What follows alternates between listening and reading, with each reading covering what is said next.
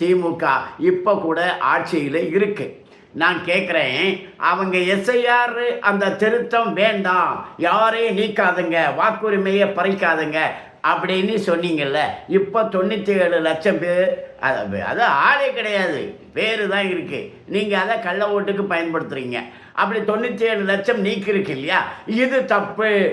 இவருடைய பெயர் இருக்குது, ஆளும் இருக்கிறாரு, இவருக்கு ஓட்டு இல்லாமல் பண்ணிட்டீங்களே அப்படின்னு இப்போ போராட்டம் நடத்துங்க. ஏன் நடத்த மாட்டேங்கிறீங்க? ஏன் கண்டனம் தெரிவிக்க மாட்டேங்கிறீங்க?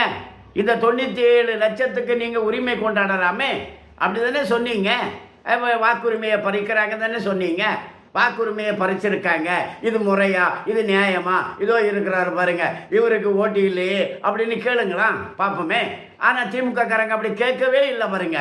வெளிப்படையா எல்லாருக்கும் தெரிஞ்சு கள்ள ஓட்டு போட்டு ஜெயிச்சு தான் திமுக ஆட்சியில் இருக்கு அப்படிங்கிறத இந்த 97 லட்சம் கள்ள ஓட்டை கண்டுபிடிச்சிருக்கிறது, நீக்கப்பட்டிருக்கிறது, நமக்கு நிரூபித்திருக்கிறது. வணக்கம்.